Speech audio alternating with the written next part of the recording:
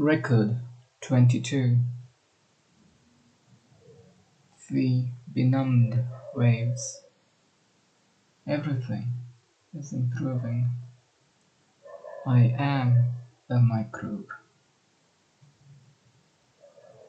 Please imagine that you stand at the seashore. The waves go rhythmically up, down, up. Suddenly, when they have risen, they remain in that position, benumbed, torpid. It was just as weird and unnatural when everything became confused and our regular walk, which is prescribed by the tables, suddenly came to an end. The last time such a thing happened was 119 years ago, when, according to our historians, a meteorite fell hissing and fuming into the very midst of the marchers. We were walking yesterday as usual, that is, like warriors on the Assyrian monuments, 1,000 heads and 2, composite, integrated legs and 2, swinging, integrated arms. At the end of the avenue, where the accumulating tower was formidably resounding, a quadrangle appeared. On the sides, in front, and behind, gods. In the center, 3 numbers. Their eunuchs were already stripped of the golden state badge. Everything was painfully clear. The enormous dial on the top of the tower looked like a face. It bent down from the clouds and, spitting down its seconds, it waited with indifference. It showed 6 minutes past 13 exactly. There was some confusion in the quadrangle. I was very close, and I saw the most minute details. I clearly remember a thin, long neck, and on the temple a confused net of small blue veins, like rivers on the map of a small unfamiliar world. And that unknown world was apparently still a very young man. He evidently noticed someone in our ranks. He stopped, rose upon his tiptoes, and stretched his neck. One of the gods snapped his back with the bluish spark of the electric whip. He squealed in a thin voice like a puppy. The distinct snaps followed each other at intervals of approximately 2 seconds. A snap and a squeal. A snap and a squeal. We continued to walk, as usual, rhythmically, in our Assyrian manner. I watched the graceful zigzags of the electric sparks and thought, human society is constantly improving, as it should. How ugly a tool was the ancient whip, and how much beauty there is. At that moment, like a nut flying from a wheel, revolving at full speed, a female number, thin, flexible, and tense, tore herself from our rows, and with a cry, "Enough! Don't you dare!" she threw herself straight into the quadrangle. It was like the meteorite of 119 years ago. Our march came to a standstill, and our rows appeared like the grey crests of waves frozen by sudden cold. For a second I looked at that woman's figure with the eye of a stranger, as all the others did. She was no number any longer. She was only a human being, and she existed for us only as a substantiation of the insult which she cast upon the United States. But a motion of hers, her bending while twisting to the left upon her hips, revealed to me clearly who she was. I knew that body, flexible as a whip.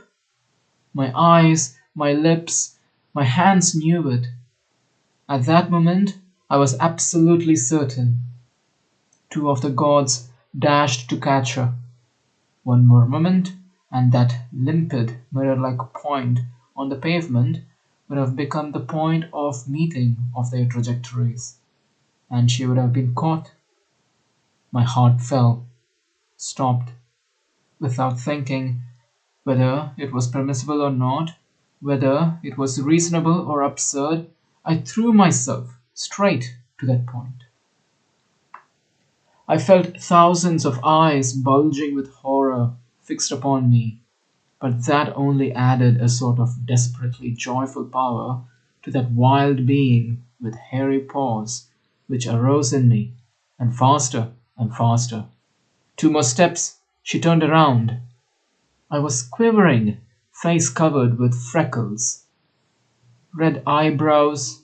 It was not she, not I-330. A rabid, quivering joy took hold of me. I wanted to shout something like, "Catch her! Get her! That!" But I heard only my whisper. A heavy hand was already upon my shoulder. I was caught and led away. I tried to explain to them. "But listen, you must understand that I thought that—" But could I explain even to myself all the sickness which I have described in these pages? My light went out. I waited obediently. As a leaf that is torn from its branch by a sudden gust of wind falls humbly, but on its way down turns and tries to catch every little branch, every fork, every knot. So I tried to catch every one of the silent, globe-like heads, or the transparent eyes of the walls, or the blue needle of the accumulating tower, which seemed to pierce the clouds. At that moment, when a heavy curtain was about to separate me from this beautiful world, I noticed not far away a familiar, enormous head gliding over the mirror surface of the pavement and wagging its wing-like ears. I heard a familiar, flat voice. "I deem it my duty to testify that number D503 is ill and is unable to regulate his emotions. Moreover, I am sure that he was led by natural indignation." "Yes, yes!" I exclaimed. I even shouted, "Catch her!" From behind me, "You did not shout anything." "No, but I wanted to. I swear by the well-doer, I wanted to." For a second I was bored through by the grey cold eyes. I don't know whether he believed that what I said was the truth, almost, or whether he had some secret reason for sparing me for a while. But he wrote a short note, handed it to one of those who had held me, and again I was free.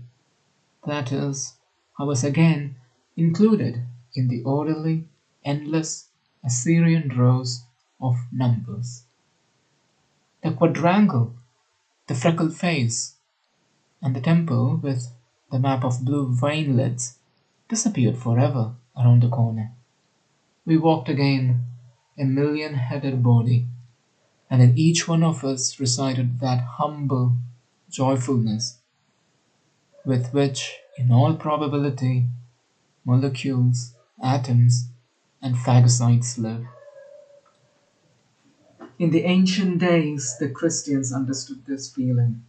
They are our only, though very imperfect, direct forerunners. The greatness of the Church of the United Flock was known to them. They knew that resignation is virtue, and pride a vice. That we is from God, I from the devil. I was walking, keeping step with the others, yet separated from them. I was still trembling from the emotion just felt, like a bridge over which a thundering ancient steel train has passed a moment before. I felt myself. To feel one's self, to be conscious of one's personality, is the lot of an eye inflamed by a cinder, or an infected finger, or a bad tooth.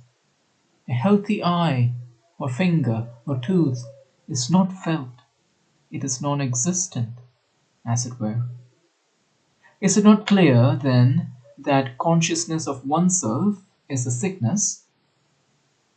Apparently, I am no longer a phagocyte which quietly, in a businesslike way, devours microbes. Microbes with freckled faces and blue temples. Apparently, I am myself a microbe, and she too, I-330, is a microbe, a wonderful, diabolic microbe. It is quite possible that there are already thousands of such microbes among us, still pretending to be phagocytes, as I pretend. What if today's accident, although in itself not important, is only a beginning, only the first meteorite of a shower of burning and thundering stones which the infinite may have poured out upon our glass paradise?